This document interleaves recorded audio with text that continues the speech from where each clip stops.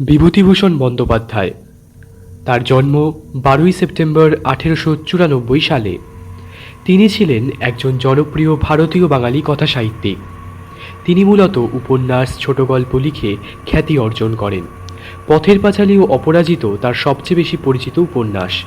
অন্যান্য উপন্যাসের মধ্যে আরণ্যক, চাঁদের পাহাড়, আদর্শ হিন্দু হোটেল, ইছামতি ও অগ্নিসংকেত বিশেষভাবে উল্লেখযোগ্য। উপন্যাসের পাশাপাশি বিভূতিভূষণ প্রায় 20টি গল্পগ্রন্থ, কয়েকটি কিশোর পাঠ্য উপন্যাস ও ভ্রমণ কাহিনী এবং দিনলিপিও রচনা করেন। বিভূতিভূষণের পথের পাঁচালী উপন্যাস অবলম্বনে সত্যজিৎ রায় পরিচালিত চলচ্চিত্রটি আন্তর্জাতিক খ্যাতিসম্পন্ন। 1951 সালে ইছামতি উপন্যাসের জন্য বিভূতিভূষণ পশ্চিমবঙ্গের সর্বোচ্চ সাহিত্য পুরস্কার রবীন্দ্র পুরস্কার মরণোত্তর লাভ করেন। তার মৃত্যু 1 নভেম্বর 1950 সালে। আজ শুনবেন বিভূতিভূষণ বন্দ্যোপাধ্যায়ের লেখা অশরীরী।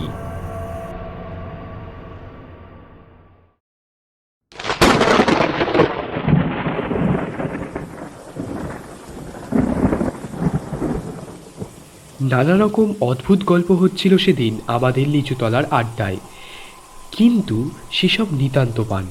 সে গোঝের ভূতের গল্প। পাড়াগাঁয়ের বাঁশবাগানের আমবাগানের কেউ ভূত সাদা কাপড় পরে রাত্রে দাঁড়িয়ে থাকে। ওসব অনেক শোনা আছে, ওর বেশি আর কেউ কিছু বলতে পারলে না। এমন সময় শরৎ চক্রবর্তী আড্ডায় ঢুকলেন। তিনি আবগারি বিভাগে বহুদিন কাজ করে অবসর গ্রহণ করেছেন। 60-এর কাছাকাছি বয়স, তান্ত্রিক সাধনা করেন, ঠিকুজি কুষ্টি বিনা পয়সায় করে দেন। কোন রত্নের আংটি ধারণ করলে কার সুবিধে হবে ঠিক করে দেন। পরের বেগার খাটতে ওর জুড়ি বড় একটা দেখা যাবে না এসব কাজে। লোক অতি সজ্জন, সকলে মানে শ্রদ্ধা করে। অনেকে তার সামনে ধূমপান করে না। শরৎবাবু ঢুকে বললেন, এই যে কি হচ্ছে আজ? আজ যে বাদলা নেমেছে। শ্যামাপদ মোক্তার বললেন, আরে আসুন আসুন চার্জি মশাই, আমাদের ভূতের গল্প হচ্ছে বাদলার দিনে। তেমন ঠিক জমছে না আপনার তো। শরৎ চক্রবর্তী মশাই বললেন, আমি একটা গল্প বলতে পারি, তবে সেটা ভূতের গল্প নয়। সেটা কিসের গল্প তা আমি জানি না। আপনারা শুনেই বিচার করুন। শরৎবাবুর মুখে সেই গল্প শুনে আমরা অবাক হয়ে গেলাম। স্বর্গমত্ত যেন এক সূত্রে গাঁথা হয়ে গেল সেই ঘন বর্ষার বর্ষণমুখর মেঘের আবরণ ভেদ করে। শরৎবাবু বললেন, আমাকে সেবার হঠাৎ জলপাইগুড়ি রোজহারে ডুয়ার্স অঞ্চলে বদলি করলে। আমার পরিবার বর্গ তখন ঢাকায়, তাদের ওখানে রেখে জলপাইগুড়ি চলে গেলাম। নতুন জায়গা, সেখানে নিজে না দেখে শুনে কি করে সবাইকে নিয়ে যাই। বিশেষ করে ছেলে মেয়েরা তখন ঢাকা স্কুলে পড়াশোনা করছে। যেখানে গেলাম সেখানটা জলপাইগুড়ি থেকে অনেকটা দূর। ছোট লাইনে যেতে হয়, পথে চা বাগান পড়ে, বনময় অঞ্চল। কিন্তু দূরে সবুজ বনরেখার পটভূমিকায় হিমালয়ের উত্তুঙ্গ শিখরমালা চোখে পড়ে। বড় নির্জন স্থান। আমি যে জায়গায় গেলাম তার নাম হলদিয়া। ছোট্ট জায়গা। আমি সেখানে গিয়ে সিনিয়র সাব ইন্সপেক্টরের বাসায় উঠলাম, কারণ আমার বাসা তখনও ঠিক হয়নি। সে ভদ্রলোকের নাম রেবতী মোহন মুখুজ্জে, বাড়ি নদিয়া জেলা। বেশ ফর্সা, লম্বা দুহারা চেহারা। আমায় খুব যত্ন করলেন। দিন কয়েকের মধ্যেই বাসা ঠিক করে দেবেন ভরসাও দিলেন। তৃতীয় দিন সকালে আমায় বললেন, আপনাকে একটা কথা বলি। কি? আপনার এখানে আসাটা কিন্তু খুব ভুল হয়েছে। কেন বলুন তো? আপনি জানেন না কিছুতে সে ব্যাপারে? না, কি ব্যাপার? এই বর্ষাকালে এখানে ভয়ানক ব্ল্যাক ওয়াটার ঝড় হচ্ছে চারিধারে। আপনি নতুন লোক, আপনার তো খুবই জ্বর হওয়ার সম্ভাবনা বিদ্যমান। দুই একবার জ্বর হলেই ব্ল্যাক ওয়াটার জ্বর দেখা দেবে, তখন কিন্তু মশাই জীবনে টানাটানি পড়ে যাবে কিন্তু। এই রকমই দেশের কাণ্ড। তবে আপনারা আছেন কি করে? সে কথা আর বলে লাভ নেই। ইচ্ছে কথা পড়ে নেই, আছি পড়ে পেটের দায়। চাকরি ছেড়ে দিলে থাকবো কোথায়, খাবো কি? আমার দুটি মেয়ে পরপর মারা গেছে ব্ল্যাক ওয়াটার ফিভারে, তবুও বদলি পেলাম না। কি আর করি বলুন তো। আর ব্ল্যাক ওয়াটার ফিভার হলেই কি মানুষ মারা যায়? ভালো চিকিৎসা না হলে বাঁচার সম্ভাবনা খুবই কম মশাই। বিশেষ করে এই বর্ষাকালে যারা নতুন আসেন তাদের ধরলে বাঁচা তো খুব কঠিন হয়ে পড়েই। আমি তো এরকম দুটো কেস দেখেছিলাম, দুটোই মারা গেল। শুনে মনে বড় ভয় হলো, কিন্তু সাবধান হয়েই বা কি করব? বিদেশে বেরিয়ে কত দূরই বা সাবধান হওয়াই বা চলে। যা থাকে কপালে ভেবে কাজ শুরু করে দিলাম। 10-12 মাইল দূরে দূরে গাঁজার দোকান, মদের দোকান তদারক করে বেড়াতে লাগলাম। খুব ভালোই লাগছিল। বর্ষার সবুজ অভিযান শুরু হয়েছে বনে বনে। কত রকমের ফুল ফোটে, কত ধরনের পাখি ডাকে। দূরে হিমালয়ে তুষারাবৃত কি একটা শৃঙ্গ একদিন দেখা গেল। মিছরির পাহাড়ের মতো ঝকঝক করছে সকালের সূর্য কিরণ। তবে রোদ বড় একটা ইদানিং আর উঠতে দেখা গেল না। ইতিমধ্যে রেবতী বাবুর চেষ্টায় ভালো একটা বাসা পাওয়া গেল। উঁচু কাঠের খুঁটির ওপর কাঠের তক্তা বসিয়ে তার উপর বাংলো ধরনের ঘর করা হয়েছে। কাঠের মেঝে বেশ শুকনো খটখটে। ঘরটা বেশ বড়, আলো হাওয়া বেশ আসে। মনের ভয় কমে কেটে গেল। তখন মনে ভাবি, রেবতী বাবুর ওটা বলা উচিত হয়নি। এখানকার মাটিতে পা না দিতে দিতে অমন ভয় দেখিয়ে দেওয়া কি ভালো হয়েছে? কেন করলেন ওটা রেবতী বাবু? অন্য কোনো মতলব ছিল নাকি? 7-5 ভাবি। এখানে আমার এক ব্রাহ্মণ আর্দালি জুটল, নাম দিগম্বর পাণ্ডে। লোকটা অনেক দিন সেখানেই আছে। রান্না করতো খুব ভালো। সে হাট বাজার রান্না বান্না সবই করতো, কোনো অসুবিধা ছিল না। মাস 2 পরে সেবার বামনপাড়া নর্থ বলে একটা জায়গায় আবগারি তদারকে গেলাম। সেটা একটা চা বাগানের পাশে ছোট্ট বাজার। চা বাগানটার ট্রাকগুলোর গায়ে লেখা বামনপাড়া নর্থ টি এস্টেট। পাহাড়ি একটা ছোট নদী পেরিয়ে আমার গরুর গাড়ি বাজারে গিয়ে থামলো।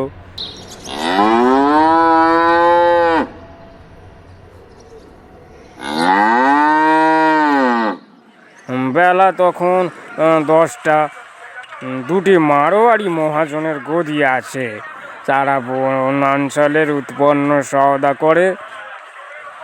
দেবেন সামন্ত বলে মেদিনীপুরের একজন ব্যবসায়ীর কাঠের কারবার আছে। গাঁজা ও আফিমের দোকান সেই দেবেন সামন্তের ভাই শশী সামন্তের। ওখানে বসেই থাকতে থাকতেই আমার শরীর কেমন খারাপ হলো, মাথা ধরলো। দেবেন সামন্তকে বলতে সে কি একটা হোমিওপ্যাথিক ওষুধ দিলে, বললে এতেই সেরে যাবে, কোনো ভয় নেই। আমি বললাম, আপনাদের এখানে ব্ল্যাক ওয়াটার হয়? খুব খুব। মানুষ মরে? তবে তা মন্দ মরে না। আপনারা ভয় পান না? আমরা এখানে অনেক দিন আছি, তবে যারা নতুন তারা একটু ভয় পায় বেশি। সবাই দেখছি একই কথা বলে। গাঁজার হিসেব চেক করতে করতে আর যেন বসতে পারলাম না। তাড়াতাড়ি করে সে কাজ সেরে নিয়ে গাড়িতে উঠে পড়ি। জল তেষ্টা পাওয়াতে বামনপাড়া নর্থ চা বাগানের একটা গুমটি টিনের সেট থেকে জল চেয়ে খাই এক নেপালি দরোয়ানের কাছ থেকে। যখন বাসায় পৌঁছালাম তখন বেলা গিয়েছে। আমার তখন খুব জ্বর, পথেই কম্প দিয়ে জ্বর এসেছে। খবর পেয়ে রেবতীবাবু ছুটে এলেন। ডাক্তার ডাকা হলো, ওষুধ ও ইঞ্জেকশন চলল। 3 দিনের মধ্যে জ্বর ছেড়েও গেল। দিন 15 বেশ ভালো আছি। সবাই বলে ঠান্ডা লেগে অমনটা হঠাৎ হয়েছিল, ও কিছু না। আমিও নিজেকে সেভাবেই বোঝালুম। আবার বেশ কাজকর্ম করি, শরীরে কোনো গ্লানি নেই। একদিন হলদিয়া পুলিশ থানায় বসে থানার দারোগার সঙ্গে গল্প করছি, হঠাৎ আবার জ্বর এলো। দারোগা বাবু লোক দিয়ে আমায় বাড়ি পাঠিয়ে দিলেন। আরদালি দিগম্বর পাণ্ডেকে বললাম, জল দাও। 3 দিন ভীষণ জ্বরের ঘোরে কাটলো। রেবতী বাবু এবং থানার দারোগা বাবু দুবেলায় আসতেন। কিভাবে আমার সাবু বার্লি তৈরি করতে হবে আমার আরদালিকে শিখিয়ে দিয়ে যেতেন।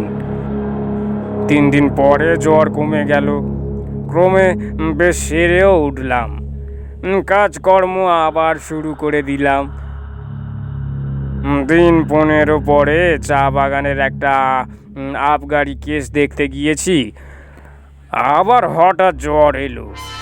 এবার একটা জিনিস লক্ষ্য করলাম, এখানকার জ্বর ভেলকিবাজির মতো আসে, আবার ভেলকিবাজির মতোই চলে যায়। সুতরাং প্রথম জ্বর এলে আমার যেরকম ভয় হতো, এখন গা সবার দরুন সে ভয় একেবারেই নেই। আরদালিকে ডেকে বলে দিলুম আগের মতো পথ্য প্রস্তুত করে আমাকে যেন খাওয়ায়। এবার কিন্তু একটু অন্য রকম হলো। অত সহজে এবার আমি নিষ্কৃতি পেলাম না। দিন 2 পরে উৎকট ব্ল্যাক ওয়াটার জ্বরের সব লক্ষণগুলি আমার মধ্যে ফুটে বেরুলো। অতিরিক্ত রক্তপাতের দরুন অত্যন্ত দুর্বল হয়ে পড়লাম। সেরে উঠতে 5-6 দিন লেগে গেল। দিন 2 পথ্য করার পর একদিন সকালবেলা আমার সঙ্গে রেবতীবাবু আর দারোগা বাবু দেখা করতে এলেন। আরদালিকে চা করে দিতে বললাম, কিন্তু তারা চা খেলেন না। পরে বুঝেছিলাম তারা চা খাননি, ব্ল্যাক ওয়াটারকে ছোঁয়াচে জ্বর ভেবেই। দারোগা বাবু বললেন, আপনি বরং এখান থেকে চলে যান, বুঝলেন তো? কেন বলুন তো? ডাক্তারবাবুর তো তাই মত। আমাকে তো কিছুই বলেননি। না, আপনাকে বলেননি ঠিকই, কিন্তু আমাদের বলেছেন আপনাকে বলবার জন্য, তাই বলা উচিত ভাবলাম। উনি বলেছেন আপনার অসুখ খুব খারাপ, মানে আমি তো সেরে গিয়েছি। ও সারা খুব কঠিন শরৎবাবু। বেশ, তাহলে স্টেশন পর্যন্ত আমি যাব কি করে? রখিয়াঘাট পার হবার তো কোনো উপায় দেখিনি। কিচ্ছু ভাববেন না শরৎবাবু, স্ট্রেচার জোগাড় করছি চা বাগান থেকে, কুলি পাঠিয়ে দেবো। পুলিশের একজন লোক থাকবে, আপনাকে ট্রেনে না উঠিয়ে দিয়ে আসবে না। আমি তখন জানতাম না যে আজই আমার জীবনের শেষ দিন হতো। আমি সম্মতি দিলে দারোগা বাবু চলে গেলেন। তখন বেলা 9টা। গরম জল করে নিয়ে আসতে বললাম আরদালিকে, গা হাত মুছবো বলে। তারপর 1 বাটি বার্লি খেলাম। আরও একটু বেলা হলে 2টো ভাতও খেলাম। বেলা 12টার পর লোকজন এলো স্ট্রেচার নিয়ে।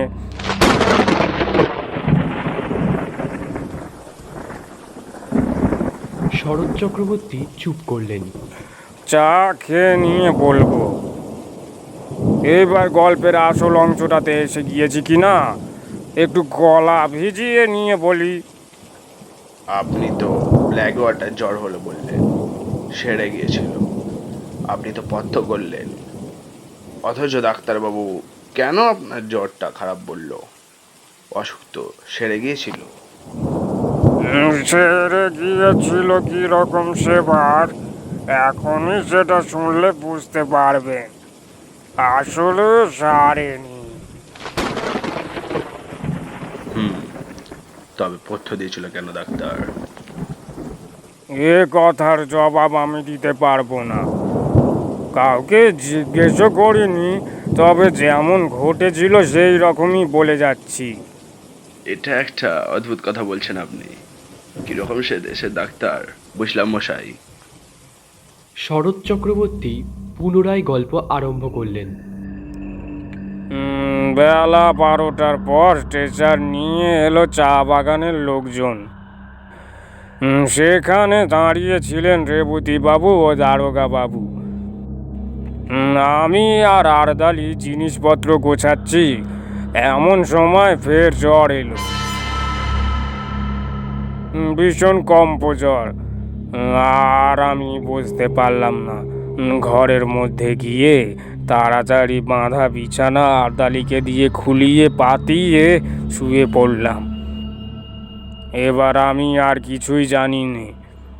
আমার সমস্ত চৈতন্য লুপ্ত হয়ে গেল এক ঘন অন্ধকারের আবরণের অন্তরালে। যখন আবার আমার জ্ঞান হলো, তখন দুটো জিনিস আমার চোখে পড়ল প্রথমেই।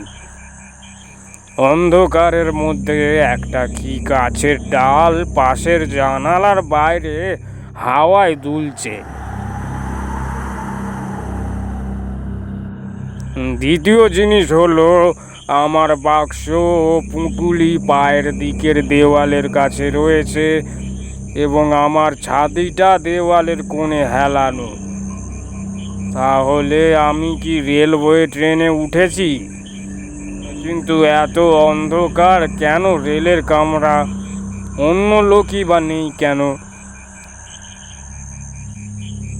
তারপর আস্তে আস্তে আমার মনের আকাশ মেঘমুক্ত হয়ে আসতে লাগলো। আমার মনে পড়লো যে আমি স্ট্রেচারেই আদৌ উঠিনি। জ্বর আসাতে ঘরে এসে শুয়ে পড়েছিলাম। কিন্তু ঘরই যদি হয়, আরদালি দিগম্বর কই? ঘরে আলো জ্বালেনি। আমি কোথায়? তৃষ্ণা পেয়েছিল, ডাকতে গেলাম ওকে, গলায় স্বর আটকে গেল। দুবার ডাকতে গেলাম, দুবারই তাই হলো। আমার মনে হলো বাইরে চাঁদ উঠেছে। জানালা দিয়ে ঘরের মধ্যে চাঁদের সামান্য আলো এসে পড়েছে। কিছুক্ষণ সামনের দিকে চেয়ে রইলাম। ঘরের মধ্যে বা বাইরে কোথাও কোনো শব্দ নেই। হঠাৎ আমার দৃষ্টি নিবদ্ধ হলো বাইরের দিকে। কে ওখানে বাইরে?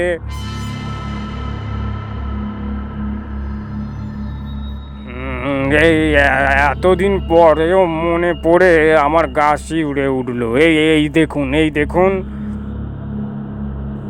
একটি কালো মতো মেয়ে অত্যন্ত দ্রুত গতিতে আমার ঘরের চারিপাশে ঘুরছে আর একটা কাঠি দিয়ে মাটিতে কি করছে। দুবার আমার সামনের দরজার ফাঁক দিয়ে সে নিচু হয়ে ঘুরে গেল। তিনবারের বার মেয়েটি হঠাৎ মুখ উঁচু করে আমার দিকে চেয়ে হাত নেড়ে বললে, কোনো ভয় নেই, গণ্ডি দিচ্ছি। আজ রাত্রে কেউ গণ্ডির মধ্যে আসতে পারবে না, ঘুমুন। অল্পক্ষণের জন্যে মেয়েটিকে চোখের সামনে দেখলাম, তারপর সে ঘুরে গেল ওদিকে। আমারও গার জ্ঞান রইল না, ঘুমিয়ে পড়লাম কি। এরপরে কতক্ষণ পরে জেগে উঠেছিলাম তা বলতে পারবো না। কিন্তু তখন চোখ খুলেই দেখলাম সেই কালো মেয়েটি আমার চেয়ারের কাছে বসে আছে। তার বয়স 18 বছরের বেশি হবে বলে আমার মনে হলো না। আর একটা জিনিসও লক্ষ্য করলাম, মেয়েটি যেন খুব ঘেমেছে, ওর মুখ ঘামে ভিজে গিয়েছে যেন, সারা শরীর দিয়ে যেন দর দর করে ঘাম ঝরছে। আমি ওর দিকে চেয়ে দেখতেই মেয়েটি চমৎকার শান্ত স্নেহময় সুরে বলে উঠল, জাগলি কেন? ঘুমো ঘুমো, কোনো ভয় নেই। ঘুমো না, ঘুমো। শেষবার যখন ও ঘুমো বলেছে তখন আমি ঘুমিয়ে পড়লাম ওর কথা শুনতে শুনতে। ঘুমিয়ে পড়বার আগে সেই গাছের ডালটার দিকে নজর পড়ল জানালার বাইরে। তার গায়ে জোছনা পড়েছে। এইখানেই আমার গল্প শেষ।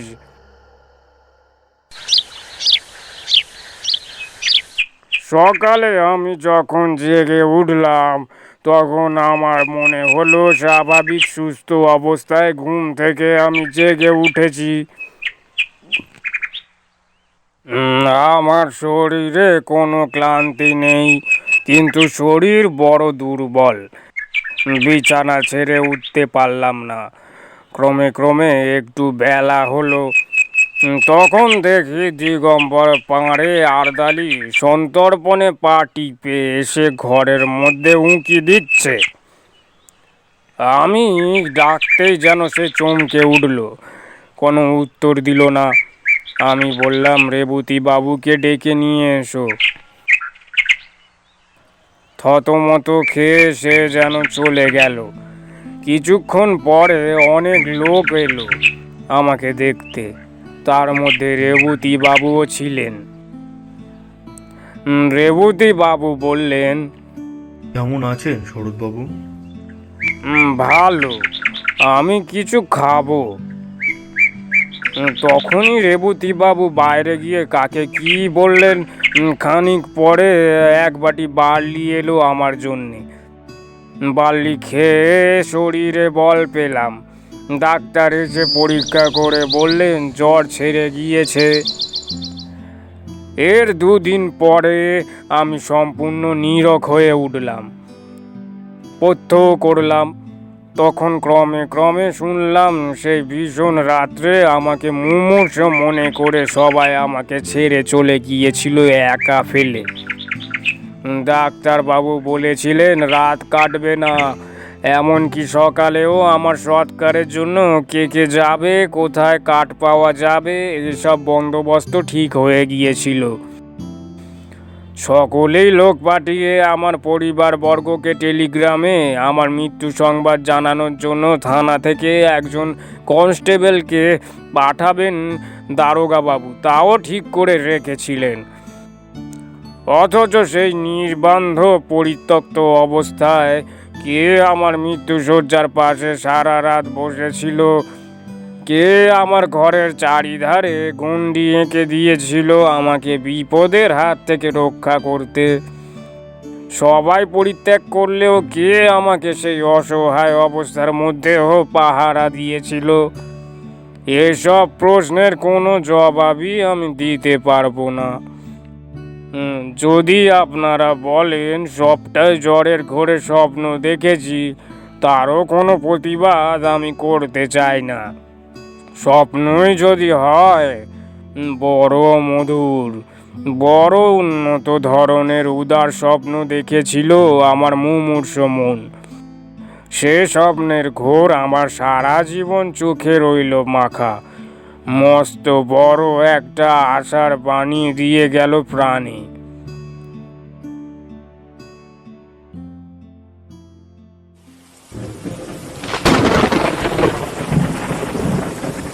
শরৎ চক্রবর্তী চুপ করলেন। মনে হলো তার চোখে যেন জল চকচক করছে। উকিল নিতাইপদ রাহা বললে, বেড়ে ওঠে হলদিয়াতে আপনি ছিলেন কতদিন? যতদিন গভর্নমেন্ট আমাকে বদলি না করেছিল, প্রায় 2 বছর। এভাবেই একা ছিলেন বাসায়? আমি আর দিগম্বর, আর কেউ না। আর কোনোদিনও কিছু দেখেছিলেন আপনি? না।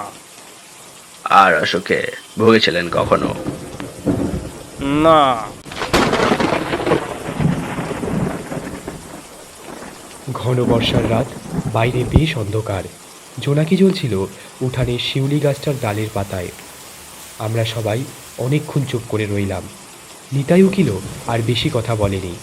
বৃষ্টি এসে পড়বে বলে শরৎ চক্রবর্তীকে আমরা বাড়ি পাঠিয়ে দিলাম ছাতি দিয়ে।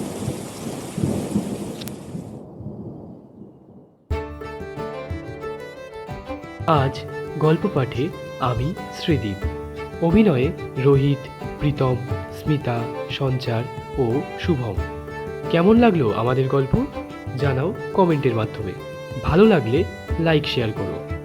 যদি দ্য বং গল্পে নতুন হয়ে থাকো তাহলে সাবস্ক্রাইব করে আমাদের আরও গল্প বানানোর জন্য উৎসাহিত করো।